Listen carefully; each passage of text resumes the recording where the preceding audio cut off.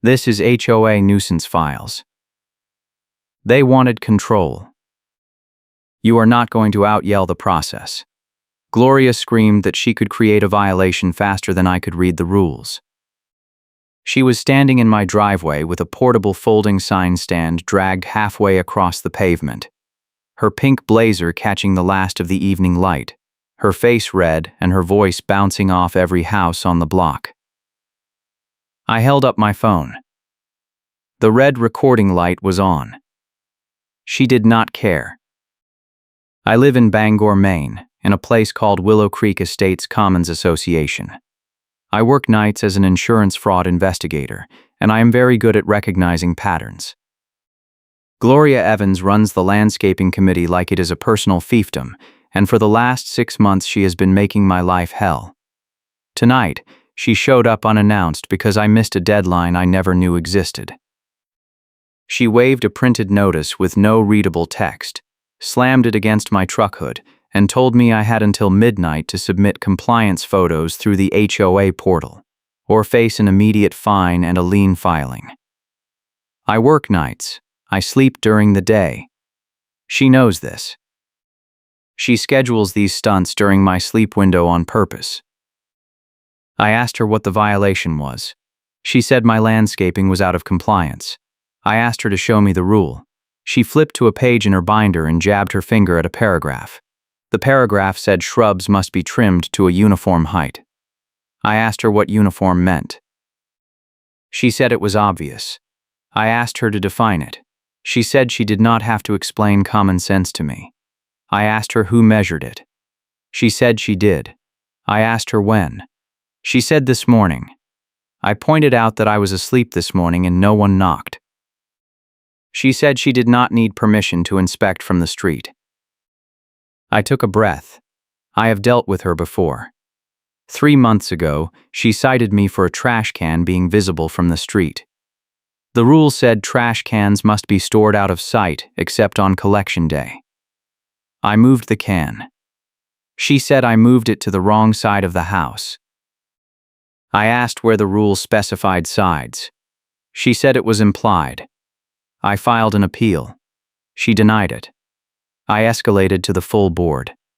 They sided with her because she is the one who writes the landscaping compliance reports every month, and no one else on the board actually reads them. 2 months ago, she cited me for parking my work truck in the driveway overnight. The rule said commercial vehicles were prohibited. I pointed out that my truck has no company logo and is a standard pickup. She said the toolbox in the bed made it commercial. I removed the toolbox. She said the truck was still too large. I measured it. It was the same size as 3 other trucks on the block. I asked why those were not cited. She said she would get to them. She never did. I filed a complaint with the management company. They said they would look into it. They never called back. Now she was here again, and this time she had a new trick. She told me the portal was the only acceptable submission method. I asked if email worked. She said no. I asked if I could hand-deliver the photos. She said no. I asked if I could mail them. She said the deadline was tonight and mail would not arrive in time. I asked why the deadline was tonight. She said the board voted to change the fine schedule effective the 1st of the month, and tomorrow was the 1st. I asked when the vote happened. She said last week. I asked why I was not notified. She said the meeting minutes were posted on the portal. I went inside and uploaded the photos. I took 12 shots of my shrubs from every angle. I logged into the portal. The upload bar moved. The confirmation message appeared. I took a screenshot of the timestamp. It was 11:42. I had 18 minutes to spare. I emailed Gloria a courtesy copy with the screenshot attached. I went to bed. I woke up 6 hours later to 17 missed calls and 9 emails. The first email was from Gloria. It was sent at 11:43, 1 minute after my upload. The subject line said final notice. The body said my submission was not received and the fine was being processed. I checked the portal. My uploads were gone. The submission history was empty. I checked my screenshot. The timestamp was still there. I called the management company. They said the portal had technical issues overnight and some uploads were lost. I asked if they had a backup. They said no. I asked if they could waive the fine due to the technical issue. They said the board would have to approve that, and the next board meeting was not for 2 weeks. I called Gloria. She did not answer. I texted her. She replied immediately. She said the portal was my responsibility and the fine stood. I asked if she received my email. She said email was not an acceptable submission method. I pointed out that I sent it as a courtesy, and the portal confirmed my upload. She said the portal logs showed no activity from my account. I asked how she accessed the portal logs. She did not answer. That was the moment I knew something was wrong. I work in fraud investigation. I look at metadata all day. I know how systems log activity. If my upload was confirmed and then deleted, there would be a record. If Gloria was checking portal logs, she either had admin access or she was lying. Either way, I needed to find out. I started digging. I pulled up old violation notices from the last 2 years. I noticed a pattern. Every notice I received had a timestamp within 2 hours of a Gloria email. Every appeal I filed was denied within 24 hours, no matter how much evidence I submitted. Every compliance deadline was scheduled during a window when I was asleep or at work. It was not random. It was targeted. I reached out to my neighbor, a guy named Tom who got hit with a landscaping violation last year. He said he never received a notice. He said Gloria showed up at his door one day and told him he was already fined and the lien was filed. He paid it to avoid the hassle. I asked if he had proof of the notice. He said no. I asked if he requested a copy. He said Gloria told him the notice was in the portal. He checked. It was not there. He assumed he missed it. I pulled the meeting minutes from the last 6 months. I noticed something odd. 3 meetings had landscaping committee reports attached. All 3 reports were identical except for the date. Same complaints, same properties, same wording. I cross-referenced the property addresses. 2 of them did not exist. One was a vacant lot. One was a street number that skipped from 42 to 46. Gloria was padding the reports to make her committee look active. I went deeper. I requested copies of all landscaping violations filed in the last 3 years through a formal records request. The management company charged me $50 for the file. It arrived a week later. I opened it. 30 violations total. 22 were filed by Gloria. Of those 22, 14 were against properties that appealed.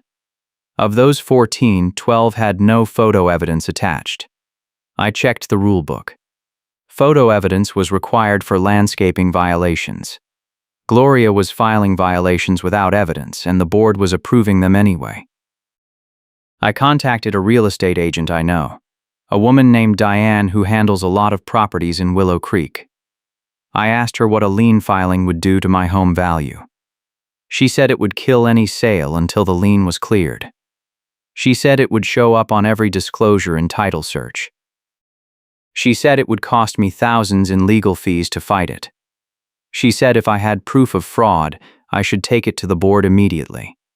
She also said if the board sided with Gloria, I should file a complaint with the state attorney general, because fraudulent lien filings are a crime. That was my plan.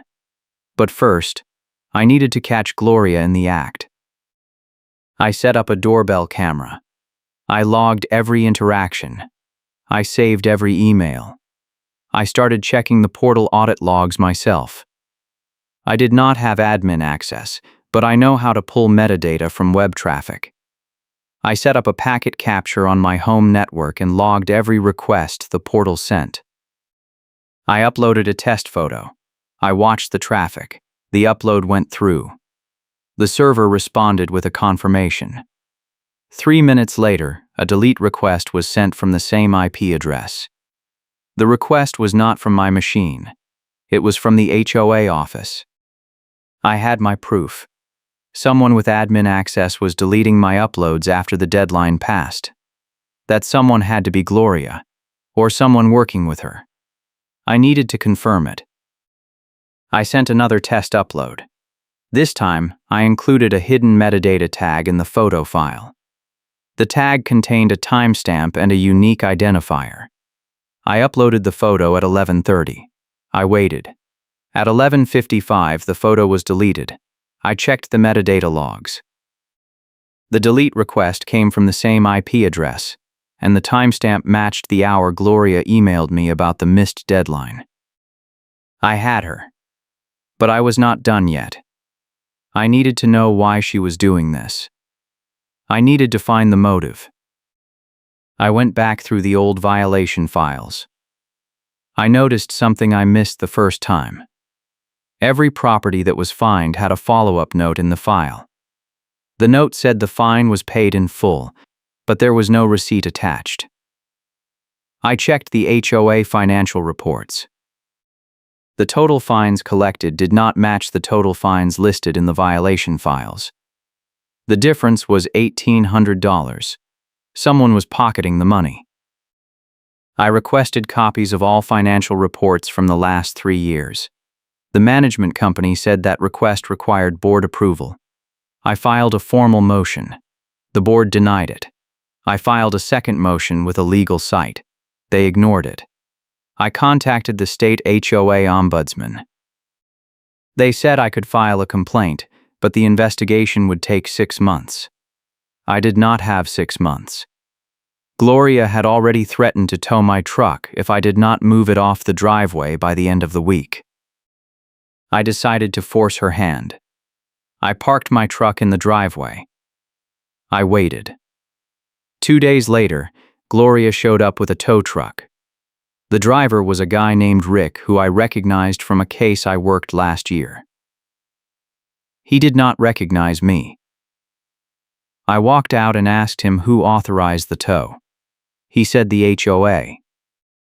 I asked for the work order. He showed me a printed form with no readable text. The form had Gloria's signature at the bottom. I asked if he verified the authorization with the HOA management company. He said he did not need to. I asked if he had proof of the violation. He said Gloria gave him the photos. I asked to see them. He pulled them up on his phone. The photos were of my truck in the driveway. The timestamp was from this morning. I asked if he knew the truck was registered to a resident. He said he assumed it was abandoned. I showed him my registration. He hesitated. Gloria stepped out of her car. She was holding a clipboard. She told Rick to proceed. I asked her for the violation notice. She said she hand-delivered it yesterday. I asked her to prove it. She said she did not need to prove anything. I asked Rick if he wanted to be part of a fraudulent tow. He put the clipboard down. He said he needed to call his dispatcher. Gloria yelled at him. He ignored her. He walked to his truck and made the call. I turned on my phone. I hit record. I asked Gloria why she deleted my portal uploads. She said I was making things up. I asked her why the portal logs showed a delete request from the HOA office IP address.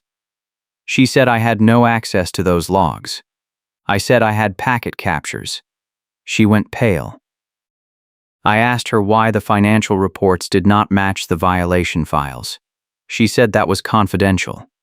I said fraudulent lien filings and embezzlement were crimes. She said I was harassing her. I said I was documenting her harassment. Rick came back. He said his dispatcher told him to stand down. He said the HOA needed to provide a signed authorization from the management company, not just a board member. Gloria started yelling at him. He got in his truck and left. Gloria turned to me. She said this was not over. She said the board would vote to fine me for obstruction. I said I looked forward to it. That night, I got a call from Diane. She said a neighbor told her Gloria was spreading rumors about me. The rumors said I was under investigation for fraud. The rumors said I was using the HOA as a cover for money laundering. The rumors said the board was considering a special meeting to remove me from the community. I asked Diane who was spreading the rumors. She said it was Gloria, and she was telling anyone who would listen. I realized the side complication was going to poison the room before I could present my evidence. I needed to act fast. I drafted a formal complaint and submitted it to the management company. I included the packet captures, the metadata logs, the financial discrepancies, and the violation file analysis. I requested an emergency audit. The management company said they would review it. I asked for a timeline. They said 2 weeks. I said that was not fast enough. They said it was the best they could do. I went to the next board meeting. It was scheduled for 7. I arrived at 6:30. The meeting was in the community center conference room. Gloria was already there. She was setting up her portable folding sign stand near the door. The sign said all attendees must sign in. I signed in. She looked at my name and frowned. She said the meeting was for board members and invited guests only. I said I was a homeowner and the bylaws allowed open attendance. She said I needed to request permission in advance. I showed her the bylaws section that said no advance permission was required. She said that section was outdated. I asked when it was updated. She did not answer. I sat down. The room filled up. 15 people total. Most were board members or committee heads. A few were neighbors I recognized. One was Tom, the guy who got hit with the landscaping violation last year. He nodded at me. I nodded back. The meeting started. Gloria gave the landscaping committee report. She said compliance was improving. She said 3 new violations were filed this month. She said all 3 were resolved with fines. She did not mention my case. I waited. The treasurer gave the financial report. He said the HOA had a surplus of $4,200. He did not mention the missing $1,800. I raised my hand. Gloria ignored me. I stood up. She told me to sit down. I said I had a question about the financial report. She said questions were not allowed during reports. I said the bylaws allowed homeowner questions at any time. She said I was disrupting the meeting. I said I was exercising my rights. She called for a vote to remove me. 3 board members raised their hands. 2 abstained. The motion failed. I asked my question. I asked why the financial report showed $4,200 in surplus when the violation files showed $6,100 in fines collected. The treasurer looked confused. He said he only reported what the management company sent him. I asked if he verified the numbers. He said no. I asked if anyone verified the numbers. No one answered. Gloria said the question was out of order. I said financial accuracy was never out of order. She banged the gavel. She said I was wasting everyone's time. I said I had documentation.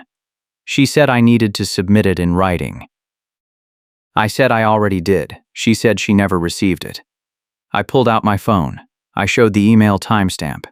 She said email was not an acceptable submission method. That was when I played my card. I said I had one more piece of evidence.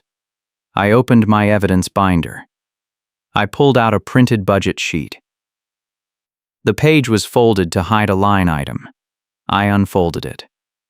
The line item said Landscaping Committee Discretionary Fund. The amount was $1,800. I asked Gloria what the discretionary fund was for. She said it was for emergency landscaping repairs. I asked for receipts.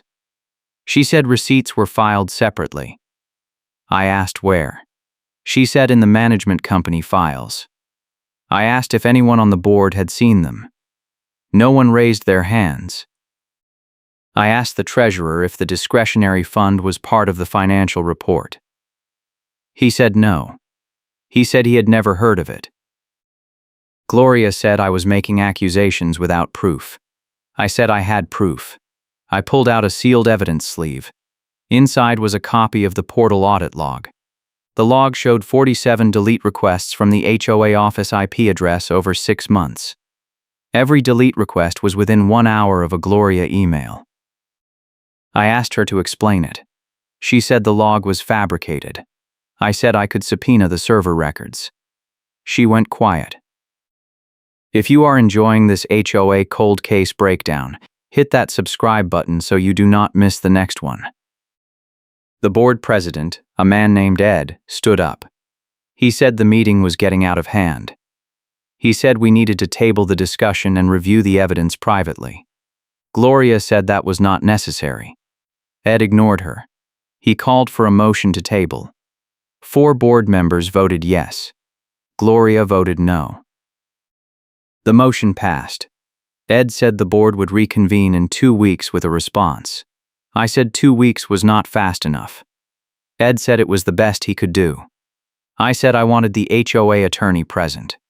Ed said he would make the request. I left the meeting. Tom followed me out. He asked if I had proof. I said yes. He asked what I needed.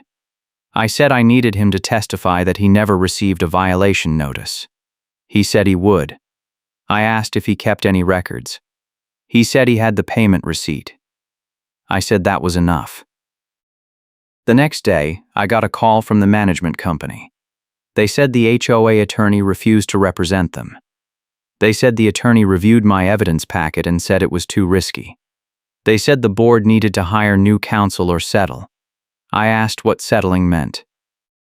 They said the board could void the fines, remove Gloria from the landscaping committee, and publish new standards with timelines. I said that was not enough.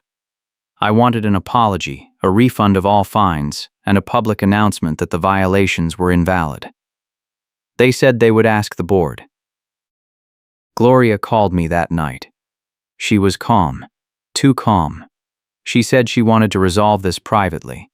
She said we could meet at her house and work it out. I said no. I said everything would be on the record from now on. She said I was being unreasonable.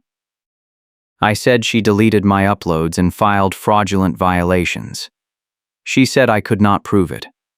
I said I already did. She hung up. The board reconvened a week later. The meeting was packed. 23 people showed up. Gloria was not there. Ed opened the meeting. He said the board reviewed my evidence. He said they found discrepancies in the landscaping committee records. He said they were conducting an internal audit. He said the findings would be published within 30 days. I asked if Gloria was being removed.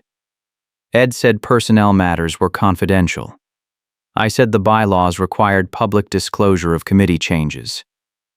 Ed said he would check with the new attorney. I said I wanted an answer now. Ed said he did not have one. Tom stood up. He said he never received a violation notice. He said he paid the fine because Gloria told him it was already filed. He said he wanted a refund. 3 other neighbors stood up. They said the same thing. Gloria had told them their violations were already processed, and they paid to avoid liens. None of them had proof of the original notice. All of them had payment receipts. Ed looked sick. He said the board would review every case. He said refunds would be issued where appropriate. I asked when. He said within 60 days. I said that was too long. He said it was the best he could do. I asked if the board would publish compliance standards and timelines. Ed said yes. I asked if the standards would require photo evidence for all violations. Ed said yes. I asked if the board would require the management company to maintain backup logs of all portal activity. Ed said yes. I asked if Gloria would be removed from the landscaping committee. Ed paused. He said Gloria submitted her resignation that morning. The room erupted. People started talking over each other. Ed banged the gavel. He said Gloria cited personal reasons. I said she cited getting caught. Ed did not respond. I asked one more question. I asked if the board would investigate the missing $1,800. Ed said the audit would include financial records. I asked if the board would file a police report if fraud was confirmed. Ed said the board would follow legal advice. I said that was not an answer. Ed said it was the only answer he could give tonight. I left the meeting. Diane caught up with me in the parking lot. She said I did it. I said it was not over yet. She said Gloria could not spin this. I said we would see. She asked what I meant. I said Gloria still had allies on the board, and they would try to bury the audit. She asked what I would do if they did. I said I would take it to the state attorney general. She said, that could take years. I said I had time. 2 weeks later, I got the audit report. It was 17 pages long. The summary said the landscaping committee filed 83 violations over 3 years. Of those 83, 41 had no photo evidence. Of those 41, 32 were filed by Gloria. Of those 32, 19 resulted in fines. Of those 19, 7 were paid, but never recorded in the HOA financial reports. The total missing funds were $2,400. The report recommended the board void all violations without photo evidence, refund all fines paid on those violations, remove Gloria from all HOA rolls, and refer the case to local law enforcement for investigation of embezzlement. I forwarded the report to Diane. She said it was over. I said it was not over until the board voted. She asked when the vote was. I said tonight. I went to the meeting. The room was packed again. This time, Gloria was there. She sat in the back. She did not look at me. Ed called the meeting to order. He summarized the audit findings. He called for a motion to accept the recommendations. 4 board members voted yes. 1 abstained.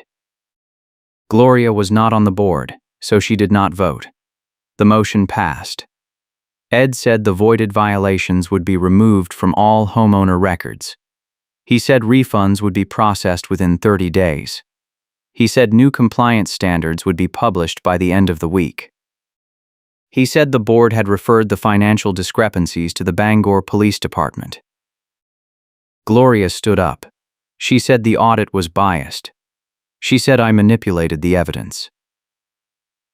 She said the board was making a mistake. Ed said her comments were noted. She said she wanted to appeal. Ed said there was no appeal process for audit findings. She said that was unfair. Ed said the meeting was adjourned. He banged the gavel. Gloria walked out. She did not look back. The next day, I got a call from the police. A detective named Martinez asked if I could come to the station. I said yes. I brought my evidence binder. Martinez reviewed everything. He said it was a solid case. He said they would open a formal investigation. He asked if I wanted to press charges. I said I wanted restitution for everyone affected. He said that was a civil matter, but the criminal case could support it. I asked how long the investigation would take. He said 6 months, maybe longer. I said I would wait. I also got a call from the management company. They said the board voted to publish the new compliance standards. They said the standards required photo evidence for all violations, a 7-day notice period before fines were assessed, and a mandatory appeal process with a neutral third-party reviewer. They said the portal would be upgraded to include automatic backup logs and a read-only audit trail. They said all homeowners would receive a copy of the new standards by mail within 2 weeks. I asked if the management company would be monitoring compliance. They said yes. I asked if Gloria had access to the portal. They said no. Her account was deactivated. I ran into Tom at the mailbox cluster a week later. He said he got his refund. He said it was $600. He said he did not realize how much Gloria had taken from him until he saw the number. I said she took more than money. She took time, peace, and trust. He said he was glad I fought back. I said I was glad he testified. He asked what happened to Gloria. I said she was under investigation. He said good. He asked if I thought she would face jail time. I said I did not know. I said it depended on what the police found. He said he hoped they found everything. 3 months later, Martinez called again. He said the investigation was complete. He said Gloria was charged with embezzlement, fraud, and computer tampering. He said the total amount was $3,100 across 11 victims. He said Gloria accepted a plea deal. She would pay full restitution, serve 2 years of probation, and perform 200 hours of community service. She was also banned from serving on any HOA board in the state of Maine. I asked if the victims would get their money back. He said yes. The restitution was part of the plea. I asked when. He said within 90 days. I thanked him. I got my refund check 6 weeks later. It was $400. I framed it. I hung it on the wall in my office. Diane saw it and laughed. She asked why I framed it. I said it was a reminder. She asked what kind of reminder. I said a reminder that the system works if you push hard enough. She said I almost lost my house over this. I said I know. She asked if it was worth it. I said yes. The HOA published the new standards on schedule. They were clear, fair, and enforceable. The board also voted to require annual financial audits and quarterly compliance reports. The reports would be posted on the portal and mailed to all homeowners. The board hired a new landscaping committee chair, a retired teacher named Linda who actually read the rules before citing anyone. The neighborhood felt different. People started attending meetings again. The compliance hotline was shut down. The portal worked. I saw Gloria once more. It was at the grocery store. She was in the produce section. She saw me. She turned and walked away. I did not follow her. I did not need to. She lost everything that mattered to her. She lost her power, her reputation, and her control. She could not spin it. Everyone knew. The HOA made sure of that. The board sent a formal letter to all homeowners explaining the audit findings, the voided violations, the refunds, and the criminal charges. The letter included a public apology for the landscaping committee's actions and a commitment to transparency moving forward. Gloria's name was not mentioned, but everyone knew who it was about. A year later, I ran into Ed at a community event. He asked how I was doing. I said I was fine. He said the board appreciated what I did. I said I did not do it for the board. I did it for me and everyone else Gloria hurt. He said he understood. He said the HOA was in a better place now. I said I hoped so. He said they were planning to update the bylaws to include stronger oversight and term limits for committee chairs. I said that was a good idea. He asked if I wanted to join the board. I said no. He asked why. I said I had spent enough time fighting the HOA. I wanted to spend my time living in my house. He said he respected that. But I did not forget. I kept my evidence binder. I kept the packet captures, the metadata logs, the violation files, the financial reports, and the audit summary. I kept the emails, the photos, and the recordings. I kept everything. Not because I thought I would need it again, but because I wanted to remember what it took to win. Gloria thought she could bury me with paperwork, fake deadlines, and intimidation. She thought I would give up like everyone else. She was wrong. I let her think I was cornered, because my trump card needed her to overreach. When she finally did, I had everything I needed. I had a portal audit log showing my uploads were deleted after receipt. I forced her to answer a yes or no question. Then I dropped the document that contradicted her. She had no way out. The funny part is, Gloria repeated a threat during one of the meetings. She said, Your camera does not matter. My minutes are the truth. Someone recorded it. That recording ended up in the audit evidence. Everyone heard her say it. The board had to explain why their landscaping committee chair believed her personal notes were more important than documented proof. They could not. That one line destroyed her credibility in the room, and it made the board realize how far she had gone. Looking back, the hardest part was not the evidence. It was the isolation. For months, no one believed me. My neighbors thought I was paranoid. The board thought I was a troublemaker. Even Diane was not sure I could prove it until I showed her the packet captures. But I knew the patterns were there. I knew Gloria was lying. I knew the system was broken. I just had to find a way to prove it. And when I did, everything changed. The board had to act. The management company had to act. The police had to act. And Gloria had to face the consequences. The outcome was exactly what I wanted. The tow company refunded all charges, voided the tow attempt, and canceled the HOA contract after seeing the evidence packet. The HOA published standards and timelines to all homeowners.